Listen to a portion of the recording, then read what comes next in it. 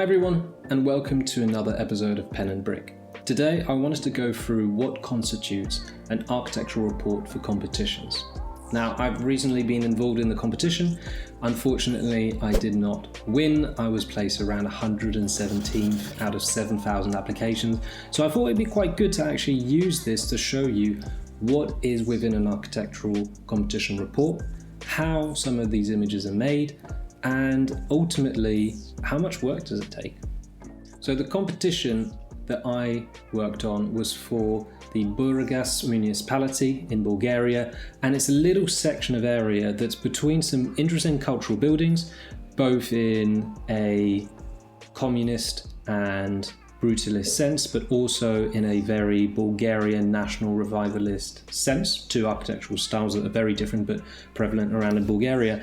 And this competition area is basically a derelict space that was supposed to be for shopping centres, but planning never went through. So the Burgas municipality were asking architects around the world, what would you do in this space? Now, the competition had to be about leisure, about theatre, and providing enough square meterage for office spaces around. And I thought I'd give it a go. Now, my concept was pretty straightforward. Because the area was quite far from the sea and also quite far from other larger green spaces, I wanted to create a eco park within this area of Burgas. And the second principle is I wanted to bring back Bulgarian architecture. I was in particular inspired by Bulgarian national revivalism as an architectural style. I found that there's quite a beautiful language, especially when it comes to the roofs of these buildings. So in terms of all of the modeling, it went down to using Rhino. And a lot of what I tend to do when I'm working in architectural competitions is you have to understand that architecture more than often is a repetition of elements that come together. They're tectonics or key of parts. So the way I usually design is I try to think about how many kit of parts do I need for a building to work. Now, in this example, if I zoom in, this highlighted area is a kit of parts that's repeated. There's one language that I'm repeating across. Everything is very symmetrical. And so this meant that I could use blocks. Blocks are basically instances where if you edit one of them, they all edit at the same time. So what was quite nice was I could work on a part of the building and I knew that I had to do 1/4 or 1/8 less of the work if I just focus on that area and made sure that everything was aligned perfectly symmetrically. So for instance, if I was to move this around, then you'd get a weird floating element. One simple trick that I tend to use at the very beginning of a project is I tend to use a material palette that I think about early in advance, which means that when I'm working in Rhino, let's say, before I get into any of the rendering and external rendering softwares, I'm able to visually understand what components are which components. And from an architectural point of view, I can understand which elements are load bearing, which elements are used for ornamentation, which elements are used for structural stability, etc. In this project in particular, I looked at 4 different materials, so stone, lime, clay, and timber. So most of my sheets, whether that be plans, elevations, sections, or diagram, really just came from this Rhino model.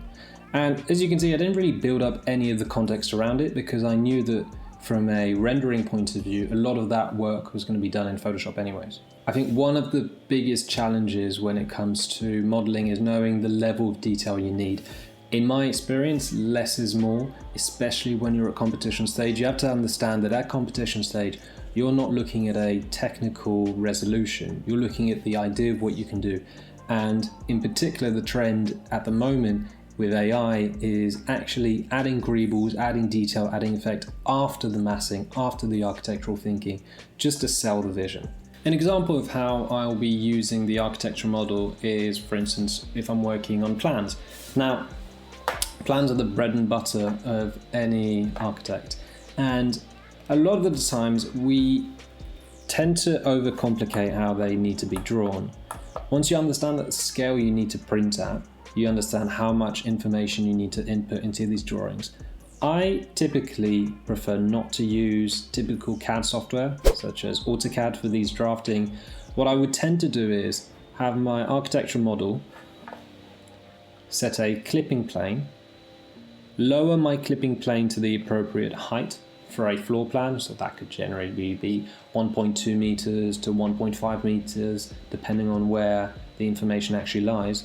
And this provides a good basis for me to do a Make 2D. Now, a Make 2D is the way that Rhino interprets information and starts to create a 2D drawing out of this. So there's always a bit of cleaning involved, but this is essentially what a Make 2D will look like.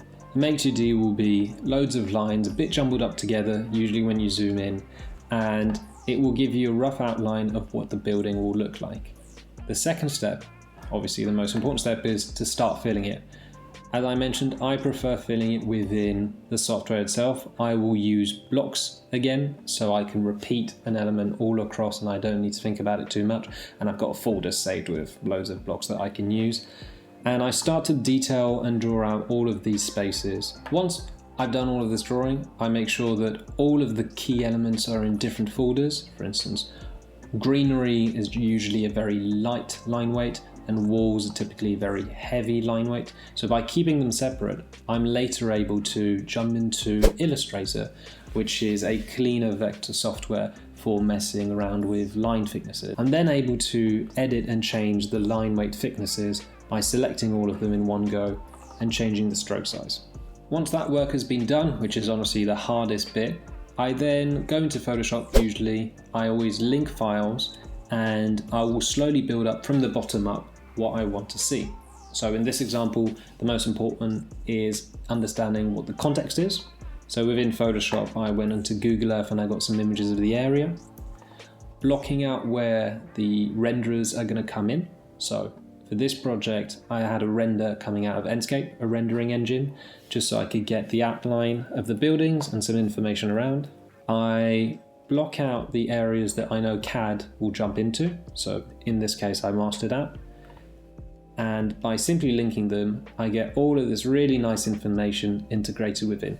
You could theoretically keep everything as line-up drawings if you wanted to, rather than having a mix of both. But I think visually it's more interesting. Finally, because the context is very tree heavy around, adding a couple of trees to make sure that the CAD and the Google Earth merge together. And finally, adding some inhabitation. So basically, some people walking around.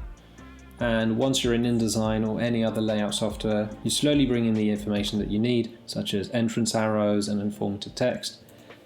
You combine it with a render and voila.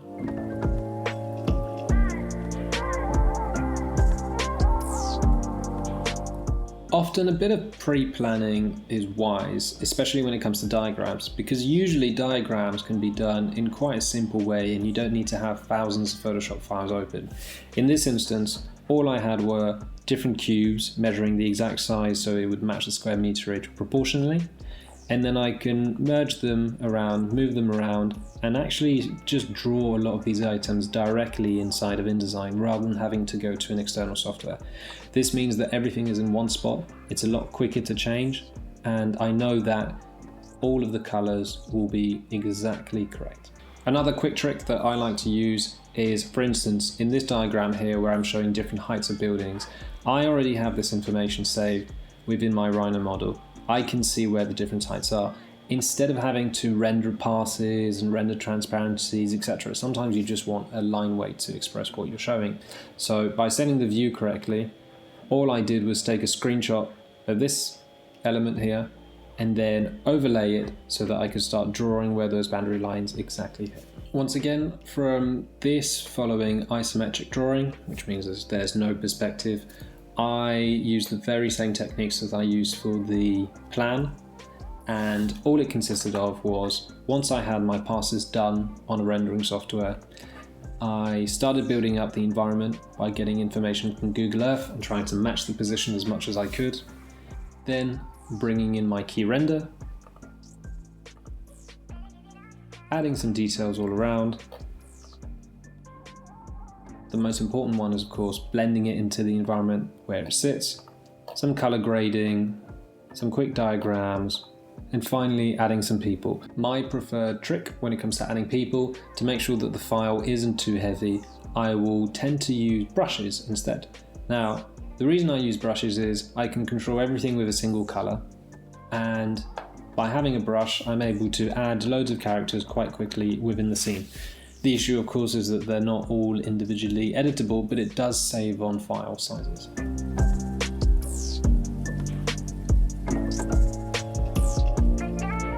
In a similar way to the plan, I produced the elevations and the sections.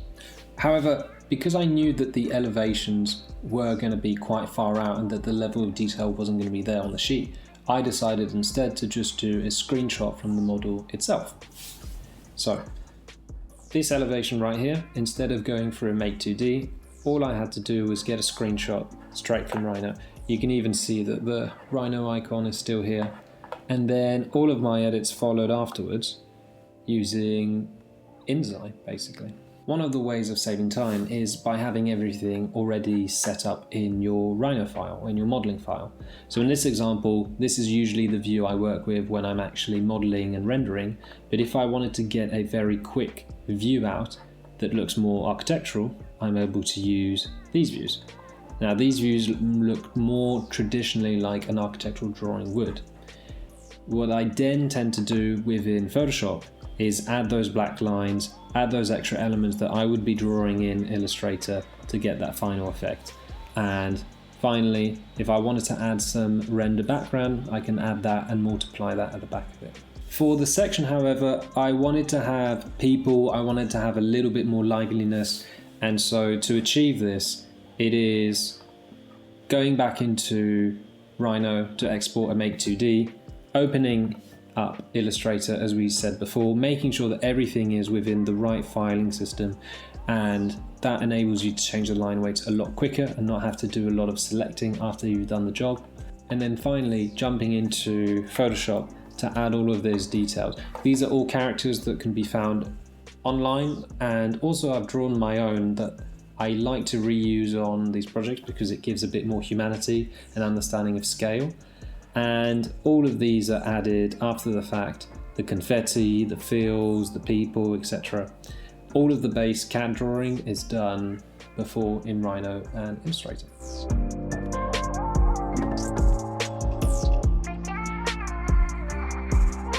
And finally, after plans, elevations, sections, diagrams, comes the render, one of the most fundamental tools to sell your project so that someone can understand what it would feel like to be within that space, or at least to see that space from far away.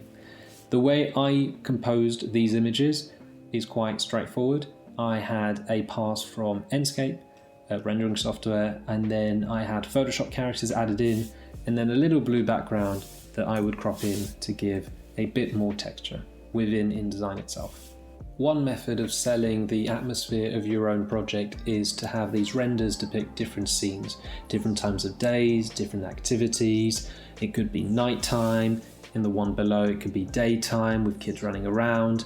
You can also have elements where people are in repose and calm and they're to themselves, other elements where you have concerts, etc. And if I pick one specific element, I found quite interesting. Within the brief for the competition, there was conversations about keeping the Christmas markets around, so I wanted to make sure that this space in particular could host all of these Christmas markets. For this render, to make my life a lot simpler, I exported the render straight out of Enscape with a PNG file, and that meant that I could already have a perfect clean background so I could add some information into the sky later on. I then found a Christmas hut online that resembled the one from Bulgaria, and in this view it's not particularly great, but once it's cropped it sells the effect. Adding detail, adding a bit of snow so everything merges together, adding people that again, all of these are hand-drawn characters, so it gives that slightly comic book effect. I think that in particular for architectural competitions it's more interesting to use some characters that are perhaps not photorealistic, at least at the early stages of competitions. And the final detail to really sell it was the integration of snow around. The way I did this was by using different types of Photoshop brushes. Some were very opaque around the edges and some were very spotty, so that I could create these effects when it comes to the floor all around, as well as details around the edges of the roof. What's really quite great about using a very simple toolkit is you can start to be really creative with the way that you want to express your imagery. For instance, in this example, I wanted to make sure that the render seemed like it was straight from a postcard that you would get in Bulgaria. So it would immerse you into the project straight away by having all of the key elements, such as a classical Bulgarian dress that I painstakingly hand drew for a long time, all of the eco-park ideas that I wanted to bring into the project with the exaggerated size frogs here, and all of the fauna and flora that was rendered in.